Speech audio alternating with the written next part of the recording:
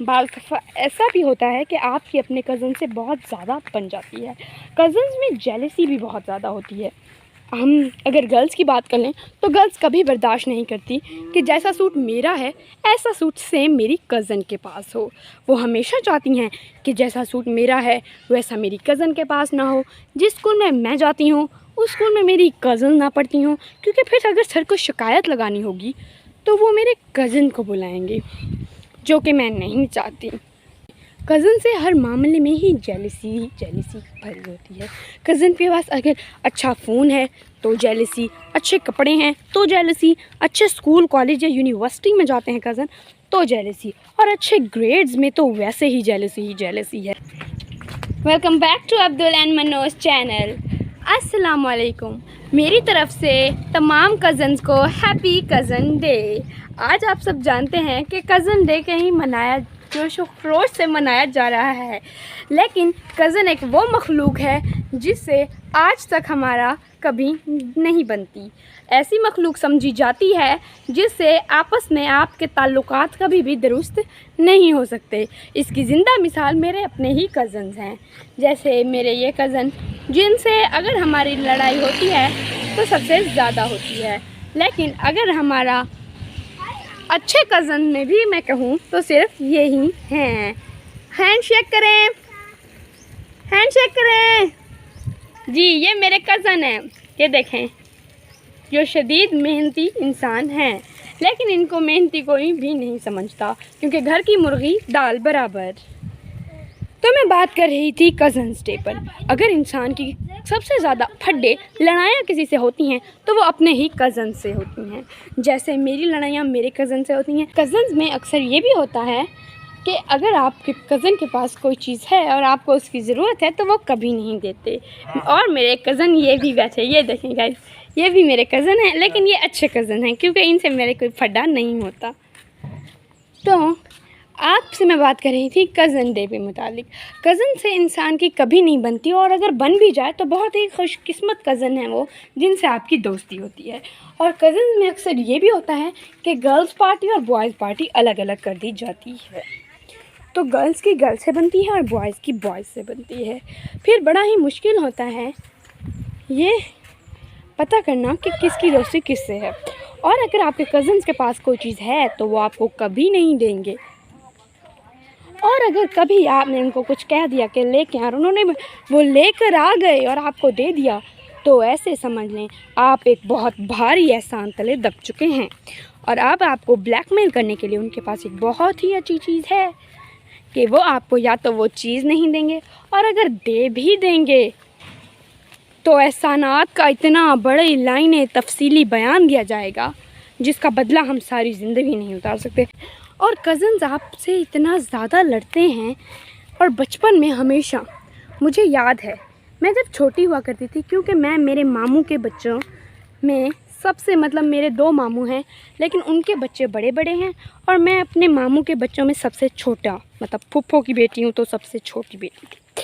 तो मेरे से तो वैसे ही कुछ ज़्यादा ही होता था कि मेरा एक कज़न था, वो डेली, वो कोई भी और काम नहीं करता था, डेली आता था, मुझे आके थप्पड़ मार के भाग गया।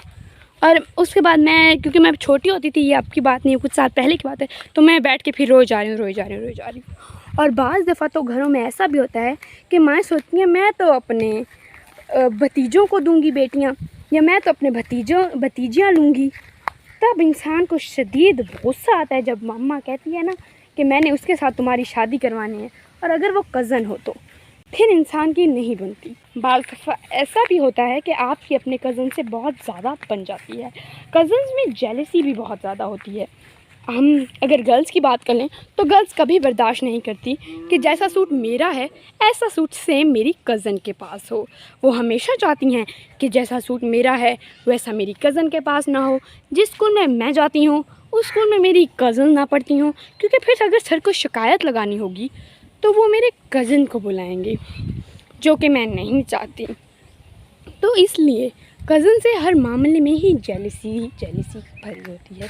कज़न के पास अगर अच्छा फ़ोन है तो जेलसी, अच्छे कपड़े हैं तो जेलसी, अच्छे स्कूल कॉलेज या यूनिवर्सिटी में जाते हैं कज़न तो जेलसी, और अच्छे ग्रेड्स में तो वैसे ही जेलसी है। वो तो हर बच्चे से होती है, लेकिन कज़न से काफ़ी ज़्यादा होती है। अगर एक ही घर के दो बच्चे, दो बेटियां या दो बच्चे जाते हैं सेम स्कूल में और मार्क्स ग्रेड शीट देख ली जाए तो कज़न कहीं हद तक जेलिस होते हैं, लेकिन फिर भी वो मिठाई लेके मुबारकबाद देने ज़रूर आए होते हैं। लेकिन अगर कज़न बहुत ही ज़्यादा जेलिस होते हैं तो ना तो वो मिठाई लेके मुबारकबाद देने आते हैं, बल्कि रूखा सूखा व्हाट्सएप पर मुबारकबाद का मैसेज तक भी नहीं भेजते। और अगर ऐसा हो भी जाए तो ये कहानी इतिहास में लिखी जाती है कि मेरे कज़न ने मुझे मुबारक हो का मैसेज भेजा था, वो भी मेरे ग्रेड्स पर। तो आप अपने कज़न से, मेरी बातों से हो सकता है आप लोग इत्तेफाक करें या इख्तिलाफ़ करें, लेकिन जो भी करें अब्दुल और मन्नो के चैनल को सब्सक्राइब, बेल आइकन करना ना भूलेगा। सब्सक्राइब करें चैनल को, ज़्यादा से ज़्यादा वीडियो को लाइक शेयर करें और हमें बताइएगा ज़रूर कि आपके कज़न कैसे हैं, क्या आपकी भी उनसे बनती है या नहीं बनती। और उधर से ही आज कज़न डे पर मौसम भी काफ़ी अच्छा है। पता नहीं ये किस कज़न की नेक अमाल का बदला हमें मौसम की सूरत में मिल रहा है। मेरे तो कोई कज़न ऐसा है नहीं जिसके बदले अमाल का मिले मुझे। मेरी सबसे ज़्यादा मेरे कज़न से फड्डे नहीं होते, बल्कि मेरे से जो एल्डर सिस्टर है उससे ज़्यादा हो जाते। और हमारे फड्डे इतने ज़्यादा होते नहीं हैं क्योंकि हम एक जॉइंट फैमिली में रहते हैं और हम जब कभी कभार मिलते भी हैं, मतलब एक रोड का भी मिल सकता है। और अगर कभी कभार हम लोग मिल भी जाएँ तो वो जो गर्ल्स हैं उनसे तो बातें ही नहीं ख़त्म होती, उनसे तो हमारी काफ़ी अच्छी दोस्ती है। लेकिन बॉयज़ में भी ज़्यादा कज़न्स ऐसे नहीं हैं जो फड्डों में पड़े हैं, लेकिन बहुत कम कज़न्स हैं, जिसमें अली आता है, जिसमें सन्नू आता है, और अगर आप जानते हो तो अहमद कज़न तो नहीं है, लेकिन हाँ फड्डों में वो भी कई हद तक शरीक और मुलव्विस होता है। उसकी भी ज़्यादा नहीं बनती ओज़मा से। वो कहते हैं बेस्टी है, ये हमारी बेस्टी है, मीन्स लड़ाइयों में बेस्टी है। इससे वो उनकी भी काफ़ी ज़्यादा जो फड्डे होते हैं। और गांव में आपको हर किस्म का फ्रूट भी मिल जाता है, तो अगर कज़न के पास कोई मज़ेदार फ्रूट भी है तो भी वो आपको कभी नहीं देता। और अगर कज़न्स को कभी आपसे कोई काम पड़ जाए तो भी वो बहुत ही मुश्किल से पहले तो आप वो काम करते हो, और अगर आपने वो काम कर भी दिया है तो उसके बाद आप अपने कज़न को कहीं हद तक एहसान जताते रहते हो कि मैंने तुम्हारा ये काम किया था। और कज़न्स आपको वो काम निकलवाने के लिए जो मक्खन आप लोग लगाते हैं, उससे मक्खन मीठी छुरी की तरह बन के काटने वाला काम तो कज़न से करवाया जा सकता है। कहते हैं इस दुनिया में फुफ्फो की वजह से फसाद होते हैं, मगर मैं इस बात से इत्तेफाक नहीं करती, क्योंकि मुझे लगता है फुफ्फो वो मखलूक है जो आपसे सबसे ज़्यादा प्यार मोहब्बत अपने भतीजों से करती है। वो अपने बच्चों को सैक्रिफाइस कर सकती है अपने भतीजों की खातिर। जैसे कि मेरी अम्मी की ही मिसाल ले लेते हैं। मेरी अम्मी ने मेरी बहन को सैक्रिफाइस कर दिया अपने भतीजे की खातिर, यानी मेरे कज़न की खातिर।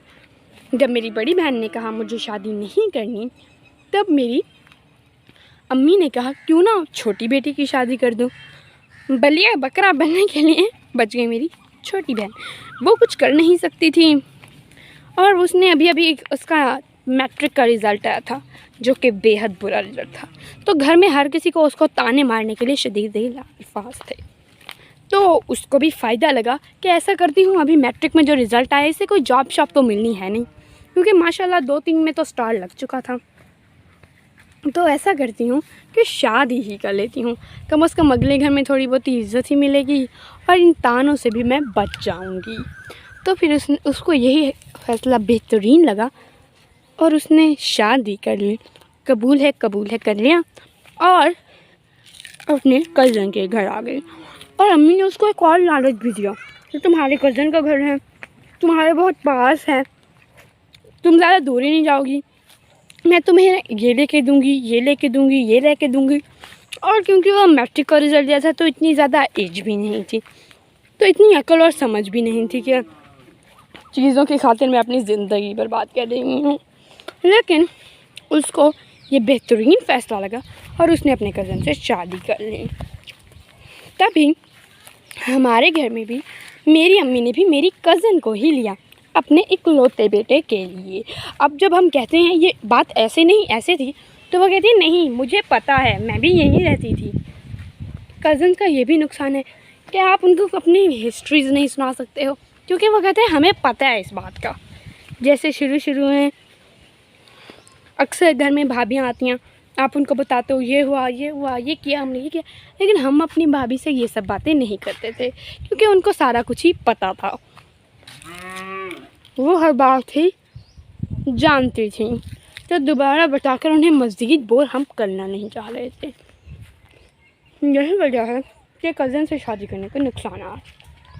और अगर आपने कुछ कह दिया अपने कज़न को तो सीधी शिकायत जाएगी मामू के पास, और फिर आप लिहाज और मुरव्वत में ही कुछ नहीं कह पाते। लेकिन बचपन से लेकर बड़े होने तक जिससे फड्डे हों, लड़ाइयाँ होती रही हों, और फिर किस्मत की करनी देखिए, उसी को ही हमारा हमसफ़र बना दिया जाए। तो यही कई हद तक मुश्किल है उसके साथ गुजारना ज़िंदगी, बजाय नॉर्मल लाइफ के। जेलसी का एलिमेंट तो शुरू से होता ही होता है, फिर आपको उसका ख्याल भी रखना पड़ता है, उसके साथ रहना भी पड़ता है, और ना चाहते हुए जो भी हो जाए आपको ज़िंदगी गुजारनी भी पड़ती है। और कभी हमेशा बचपन में छोटे हों तो गाड़ियों पे, बाइक्स पे, उनके छोटे छोटे खिलौने पे बहुत ज़्यादा लड़ाई होती है कि नहीं ये मेरा है, नहीं ये मेरा है, तुम्हारा रेड था, नहीं मेरा ब्लू था, नहीं मेरा रेड था। इस बात की लड़ाई ही नहीं ख़त्म होती।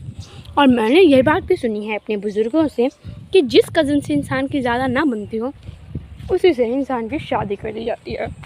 तो मैं भी ऐसा होता हो, अगर आपके साथ भी ऐसा होता है तो मुझे ज़रूर बताइएगा कि आपकी जिस कज़न से नहीं बनती क्या उसी को आपका हमसफ़र तो नहीं बना दिया गया।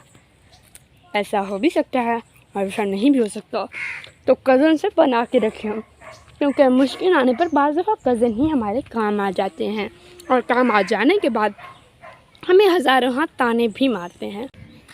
अब्दुल रहमान के चैनल को लाइक कीजिए, सब्सक्राइब कीजिए, बेल आइकन को दबाना ना भूलिएगा, और इनको बहुत ज़्यादा सपोर्ट भी कीजिए।